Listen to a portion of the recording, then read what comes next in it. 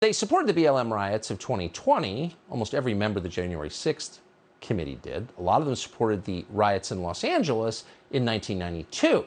Now they're telling you they oppose riots. But we have the evidence. They've gone on the record supporting political violence when it suits them. So, for example, in 1992, Jamie Raskin of Maryland, now a member of the January 6th committee, was an assistant professor at American University, Washington College of Law. He said he hoped there wouldn't be a, quote, backlash to the race riots in Los Angeles in 1992. Now, 63 people were murdered, heavily for their skin color, by the way.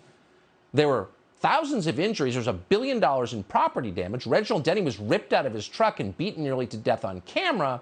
But Jamie Raskin wasn't bothered by any of this at all. What he was worried about was the rioters. People sense that justice was not done in the verdict that came down in the state criminal court. I would just hope that President Bush doesn't anticipate or encourage a backlash against the rioting which followed the verdict.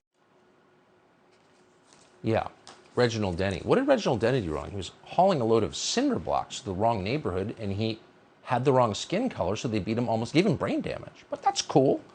That same year, the chairman of the January 6th committee today, that would be Benny Thompson, decided he couldn't condemn rioting. Instead, he said he was worried about injustices against black officials in Los Angeles at the time. Well, the injustice was happening on the streets of LA as the city was torched and race riots were in progress, but he couldn't denounce it. Matt Schlapp is the chairman of CPAC. He joins us tonight. Matt, thanks so much for coming on.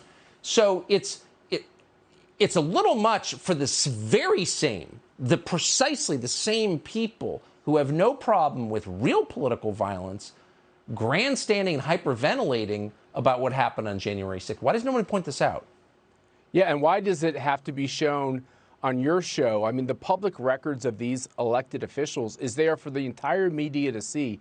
The hypocrisy of all the times they've taken to the floor and taken to media to say that people like Donald Trump were not legitimately elected presidents, all the times they have not condemned violence, or in this case, you have the chairman of the committee and this other member from Maryland basically saying, oh, riots are fine if you have a social grievance. Now, why is it okay for Jamie Raskin to go to the floor of the House of Representatives in 2016 and say that Donald Trump was not legitimately elected, that this chairman, Benny Thompson, can say that Donald Trump is illegitimate and boycott his inauguration, but when a retired teacher or a mom or a dad or somebody wants to go to their capital and protest what they saw as an election rife with lots of questions and fraudulent voting, somehow there's something untoward with their desire to speak up. Why can't they also speak up? And why did Benny Thompson say that Josh Hawley and Ted Cruz should be on the no-fly list for raising legitimate questions about the 2020 election? This two-tiered justice system, this two-tiered idea that if you're a conservative or you're a Republican or you're a Trump supporter, you get through this kind of ghetto justice. And if you are somebody else who has these progressive views, it's fine. It's just a grievance. But it's not. And you have a right to express it. Most Americans don't have the time to kind of follow this. They sense something's really amiss. That's why they vote for members of the United States Senate to represent their views, their interests, to keep them safe from the overreach of lunatics like Benny Thompson and Liz Cheney. So where is Mitch McConnell and Lindsey Graham? Shoot more Trump voters. Like, what? Don't normal people deserve representation? Yeah, absolutely. And I think that's part of the questions on all of this, which is if you want to ask real questions about 1-6, why don't we ask them?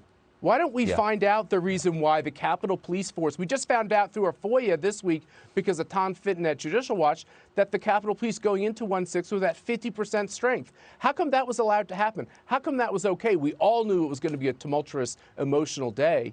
These are the questions they don't want to answer. You know why, Tucker? Because when the political violence benefits them, they just turn a blind eye toward it. When real Americans have outrage, they want to put them in jail. Yeah, I've noticed. Matt Schlapp, thank you. Subscribe to the Fox News YouTube channel to catch our nightly opens, stories that are changing the world and changing your life. From Tucker Carlson Tonight.